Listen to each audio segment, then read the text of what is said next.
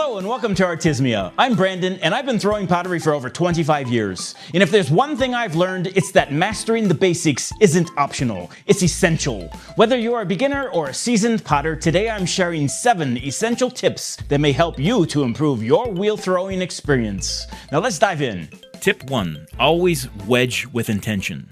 Don't just go through the motions. Proper wedging eliminates air bubbles and aligns the clay platelets. Think of it as centering before centering. I am using both the ram's head and spiral technique here.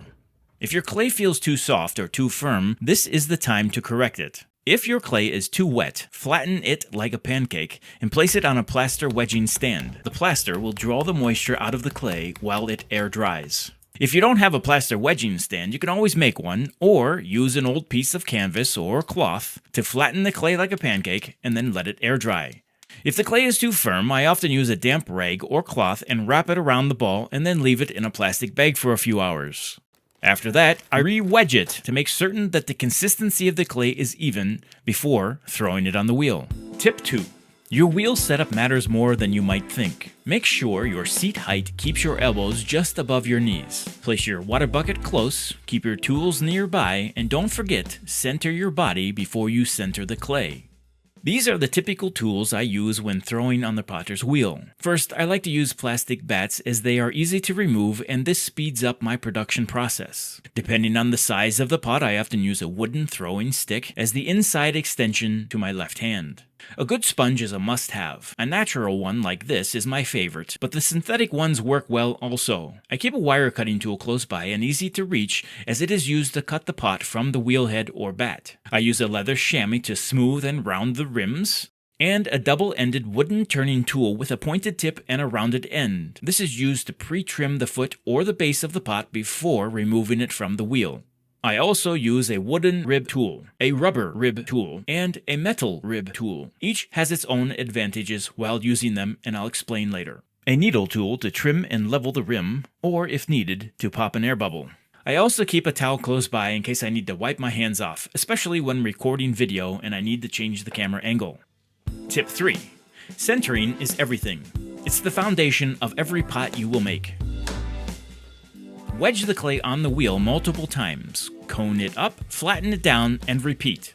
Feel the clay respond. This process isn't just mechanical, it's a conversation between you, your hands, and the clay. It is an important part of the process and helps to align the platelets of the clay, which will help to strengthen the piece you are creating.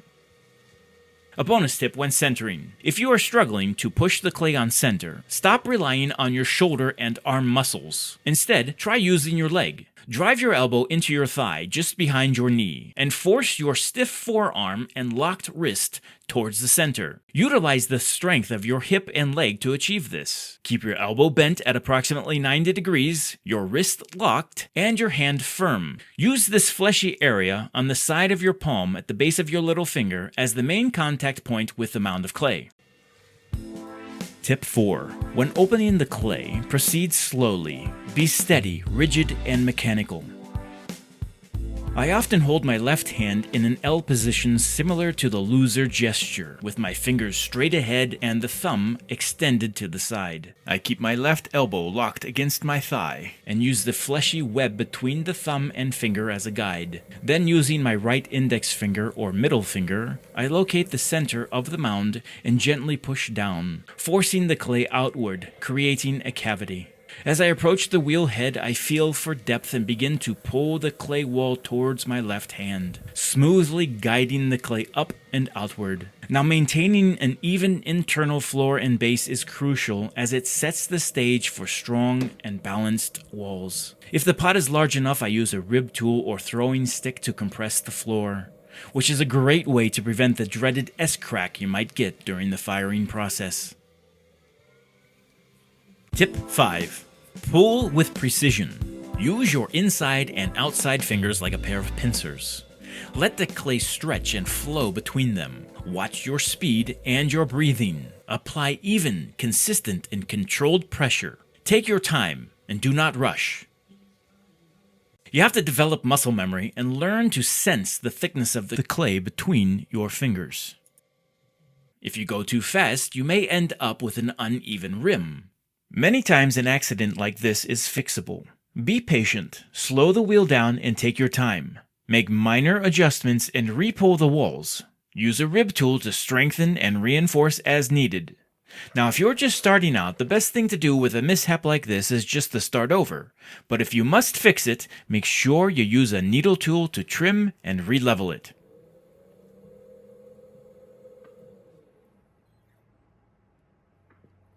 Continue to pull the clay from the bat or wheelhead up to shape the pot, applying more pressure at the base and reducing it as you approach the rim. Place your hands around the pot to squeeze the mouth or opening. This is known as collaring. This technique helps to define the rim and shape of the vessel while also strengthening it. Remember, anytime you collar the pot, you should always reinforce the walls by pulling with your fingers or using a rib tool to realign the clay. Pro tip: always set up a mirror in front of you. Seeing your pot from a different angle can completely change your throwing game and will dramatically improve the overall aesthetic of your pottery. Tip 6. Know your tools. A wooden rib will help reinforce the base and walls of your pot. A metal rib works great for smoothing and strengthening the walls as well, but it will also remove a thin layer of excess water, which can be useful if you use too much water while centering or pulling. A needle tool is great for removing uneven or excess clay. When used correctly, it will leave a perfectly level rim.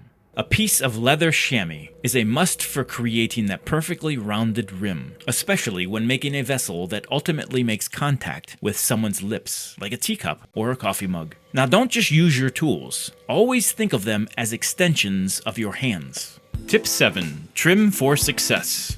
Once you have finalized your shape and completed the pulling of the walls, trim with purpose. A clean foot or base and a balanced form make the next step of trimming the foot ring much easier. Always use a turning tool to trim away excess clay before separating the pot from the wheelhead or bat with a wire cutter. Even if you're leaving the pot on the bat, you still need to cut it free. If you're not using a bat, carefully lift the pot from the wheelhead using the minimum amount of contact points as possible. Gently twist as you lift up to remove the pot from the wheel. Place it on a board or tray and give it space to breathe. It can be helpful to use a piece of paper or newsprint in between the clay and the board when drying to prevent it from sticking. Allow it to dry or to firm up, becoming leather hard before trimming a foot ring.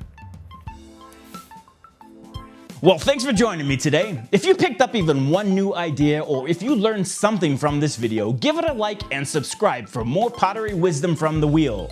Got questions or a favorite tip of your own? Drop it in the comments because I'd love to hear from you. Until next time, keep your hands dirty, your clay centered, and keep practicing.